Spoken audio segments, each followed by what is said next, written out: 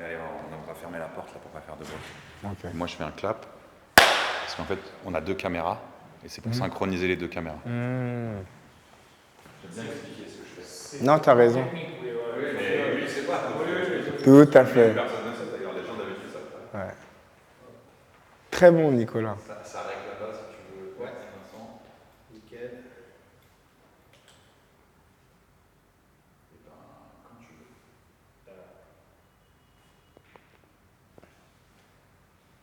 Alors, Ivan, bonjour. Bonjour. Merci d'avoir accepté notre invitation. On commence par une première question, si vous voulez. Alors, vous étiez champion d'Europe, vous avez une médaille en argent aux Jeux paralympiques de Londres 2012, n'est-ce pas? Effectivement, c'est exactement ça. D'accord. Ivan, qu'attendez-vous des Jeux paralympiques de Paris 2022? J'attends que les Jeux paralympiques soient déjà une réussite, qu'il y ait du public, qu'il y ait de nombreuses personnes qui viennent pour encourager les sportifs, parce qu'avant d'avoir un handicap, ça reste d'abord et avant tout des athlètes. Et aussi, j'espère que les Jeux paralympiques vont contribuer à ce que le grand public soit sensibilisé au handicap et comprenne qu'on est tout à fait en capacité de faire un sport quand on a un handicap, notamment quand on ne voit pas, pour le handicap qui me concerne, et aussi que les gens comprennent que dans la vie, on peut faire face à une ou plusieurs problématiques, mais repousser ses limites. Repousser ses limites parce que le handicap, il est là, oui, mais on en fait une force, on en fait une compétence, on en fait une arme, on en fait un jeu, on en fait un accompagnement. Voilà, que les gens viennent nous voir comme on est, pas parce qu'on a un handicap, mais parce qu'on sait faire des choses et parce qu'on sait faire des choses en collectif, avec d'autres, avec des coéquipiers, avec les entraîneurs, avec le staff, avec tout le monde. C'est important et que les Jeux paralympiques changent le regard et changent l'image qu'on peut avoir sur quelqu'un qui a un handicap. C'est vraiment l'enjeu majeur et j'espère aussi que les Jeux paralympiques, j'espère aussi que les Jeux paralympiques vont contribuer à de la performance et à ce qu'on fasse, à ce qu'on gagne, à ce qu'on aille le plus loin. Mais notre victoire, ça sera sur le terrain, oui, mais notre victoire, c'est plus loin que le terrain. C'est l'inclusion dans la société, c'est l'emploi, parce que quand on a un handicap, c'est encore compliqué de trouver un emploi, de trouver un travail. Donc les Jeux paralympiques vont concourir à plein de choses et il y aura beaucoup d'enjeux derrière ça. D'accord. Parlez-nous un peu de votre carrière sportive. Alors, donc, je m'appelle Yvan Wanji, je suis âgé de 30 ans. Et lorsque je suis né, je voyais et j'ai perdu la vue à l'âge de 9 ans et demi. J'étais au CM1. Et donc à ce moment-là, j'ai été dans une école adaptée pour les mal et pour les non-voyants. Et dans cette école, j'ai découvert notamment la lecture en braille, le fait de se déplacer avec une canne. J'ai vraiment découvert toutes les choses utiles, pratiques et adaptées pour les personnes qui ne voient pas. J'ai découvert mon handicap parce que, avant de perdre la vue, je ne connaissais pas le handicap. Je ne savais pas que les yeux pouvaient ne pas fonctionner pour quelqu'un qui ne voit pas. C'est un milieu qui m'était totalement inconnu. Et autour de moi, il n'y avait pas de personnes qui ne voyaient pas.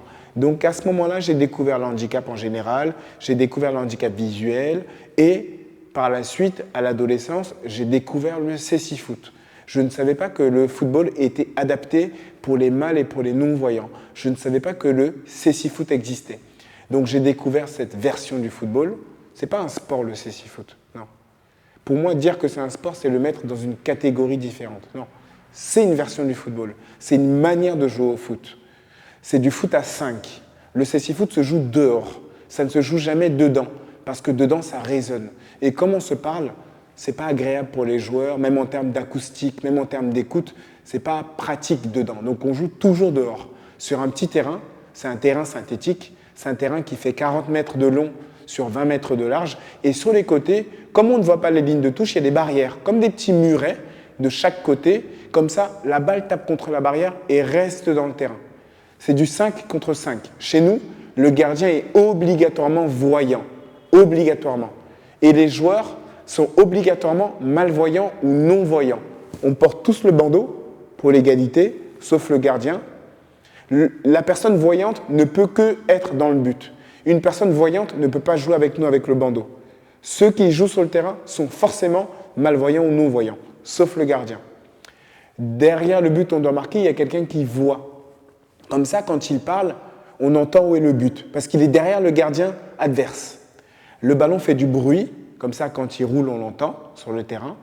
Et donc, sur le terrain, avec les joueurs, avec le gardien, on se parle, on communique. Chez nous, les yeux, c'est la voix, c'est la parole. On communique énormément entre nous. Et en France, donc il y a un championnat de cécifoot avec 10 équipes. Moi, je joue pour le club de Saint-Mandé. Il y a une équipe de France de cécifoot. Il y a la Coupe de France. Il y a la Coupe d'Europe avec les pays. Il y a la Coupe du Monde de cécifoot. Et le cécifoot est une version du foot qui est aux Jeux paralympiques. Donc moi, je joue au cécifoot depuis 2008, donc plus de 15 ans. Et je joue donc au club de Saint-Mandé et en équipe de France. Et avec l'équipe de France, on a gagné 2 fois l'Euro en 2011 et en 2022. Et on vient de finir 7e lors de la Coupe du Monde qui a eu lieu en Angleterre. On a fini 7e sur 16. Et là, on prépare les Jeux paralympiques qui auront lieu donc à Paris, à la Tour Eiffel.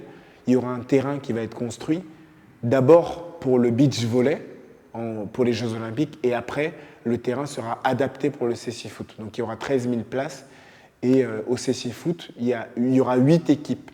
Au cécifoot, lors du tournoi paralympique, il y aura 8 équipes, dont l'équipe de France, qui est automatiquement qualifiée. Parfait. Donc, vous rappelez toujours que le handicap n'est pas un frein au talent. Quels sont vos conseils pour les athlètes paralympiques qui participeront aux Jeux de Paris 2024 ? En effet, avoir un handicap, oui, mais qu'est-ce qu'on en fait ? Et je pense qu'on peut en faire une fois. Pardon, on va reprendre. En effet, avoir un handicap, oui, mais qu'est-ce qu'on en fait ? Qu'en fait-on du handicap ? Est-ce qu'on baisse les bras ou est-ce qu'on a cette faculté de résilience, aller de l'avant ? Ça passe déjà par l'entourage, par les amis, par la famille et par soi-même déjà. C'est une question de volonté, d'envie, repousser ses limites. Qu'importe le regard des autres, on fait déjà pour être heureux. Et les Jeux paralympiques, c'est une compétition qui est exceptionnelle et ceux qui auront la chance d'y participer, voilà, tout donner sur le terrain. Et moi, je dis toujours que j'ai 2 matchs. La compétition, donc les tournois, les entraînements, mais j'ai aussi un autre match. C'est ce que j'appelle les actions de sensibilisation. Donc j'interviens énormément dans les écoles, dans les centres de loisirs, dans les clubs sportifs, pour sensibiliser le public au handicap, pour faire évoluer les mentalités, les modifier, et aussi je mets le public en situation de pratique du football avec le bandeau. Ça permet aux uns aux autres d'avoir un regard différent sur l'handicap. Ah, mais quand on ne voit pas, mais on entend, on écoute, on développe ses autres sens. Et du coup, ils apprennent à jouer au foot à travers des petits jeux, des petits exercices, des ateliers, qui créent aussi de la cohésion. C'est des ateliers qui créent de la cohésion, qui créent du partage, qui développent aussi ces valeurs-là, le respect, la solidarité, la tolérance, la bienveillance. Le comité d'organisation vous a choisi comme ambassadeur des Jeux olympiques et paralympiques. Qu'est-ce que ça signifie pour vous ? C'est un honneur, c'est un bonheur, c'est une joie, c'est un plaisir, mais je pense que c'est aussi un juste retour par rapport à mon engagement dans le sport déjà. J'incite beaucoup les jeunes notamment à faire un sport pour être en mouvement, pour se dépenser, pour se dépasser, pour se surpasser, qu'on ait un handicap ou pas, parce que je m'adresse à tous les publics, et pas qu'aux sportifs qui ont un handicap, mais à tout le monde. Pas qu'à des personnes en situation de handicap, mais à tout le monde. Et puis, c'est un honneur aussi de pouvoir être porte-flamme de ces Jeux qu'on va accueillir très bientôt. Et j'essaie d'être un exemple sur le terrain, donc je me dépasse au quotidien. J'essaie de m'améliorer lorsque je joue et j'essaie aussi de communiquer, de transmettre des valeurs et puis d'être auprès de la jeunesse. Je pense que la jeunesse a besoin de s'identifier à des modèles et à des personnes qui leur ouvrent la voie, les portes et être exemplaire. Voilà, faire les choses bien, faire les choses naturellement, spontanément et donner. Moi, j'aime transmettre. Transmettre mon savoir, mon expérience, mes valeurs aussi. Ce qu'on m'a inculqué et de transmettre cette envie de faire un sport, cette envie de faire du sport, cette envie de jouer au foot, qu'importe comment on est. Mais qu'est-ce qu'on en fait? D'accord. Des athlètes paralympiques saoudiens ont réservé déjà leur place aux Jeux de Paris. Que faut-il pour qu'ils gagnent l'or paralympique?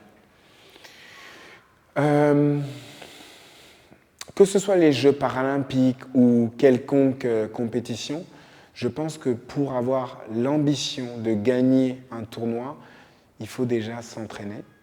Il faut s'entraîner dans des lieux propices, dans des lieux propices, dans des lieux adaptés, avec des personnes compétentes, des personnes qui connaissent aussi la discipline sportive dont il s'agit, et aussi repousser ses limites, s'entraîner, répéter, repousser ses limites, donner. Si on ne s'entraîne pas, c'est difficile d'avoir des résultats. Donc s'entraîner dans un cadre adapté, avec des personnes compétentes, des personnes qui connaissent, et aussi croire en soi, croire en sa flamme. Et je dis toujours, dans une compétition, on ne perd pas, on apprend. On apprend dans la défaite, on apprend dans la réussite, on apprend dans l'échec. Donc déjà, lors des Jeux paralympiques, je souhaite aux athlètes saoudiens de prendre du plaisir. Lors des Jeux paralympiques et lors des Jeux olympiques, je souhaite aux athlètes saoudiens de prendre du plaisir, de profiter et puis voilà, de donner le meilleur d'eux-mêmes.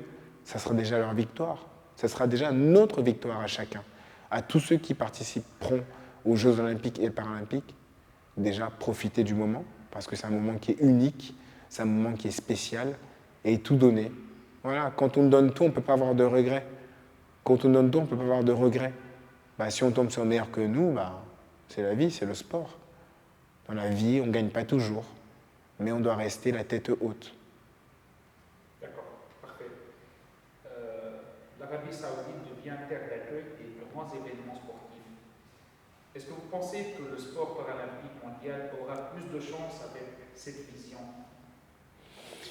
Effectivement, sachant que les projecteurs sont orientés vers l'Arabie Saoudite, vers le sport notamment en Arabie Saoudite. L'Arabie Saoudite contribue énormément. L'Arabie Saoudite contribue énormément au développement du sport là-bas. Et oui, je pense que ça ne peut être qu'une facilité pour eux, ou du moins ça va accélérer le processus pour la construction d'infrastructures développées, adaptées. Et ça va aussi attirer des personnes compétentes de l'étranger aussi, qui vont apporter leur expérience avec les personnes sur place, les personnes locales qui sont déjà intégrées et impliquées dans le sport. Et je souhaite que les athlètes saoudiens puissent faire valoir leurs compétences, leurs aptitudes au niveau local et au niveau international, comme tout athlète et qu'importe le pays, et qu'ils prennent du plaisir et surtout qu'ils soient reconnus comme ils sont. Non pas parce qu'ils ont un handicap, mais qu'on les regarde d'abord parce que c'est des sportifs. Parce que c'est des sportifs et parce que c'est des athlètes. Ils transpirent comme tout le monde. Ils courent comme tout le monde.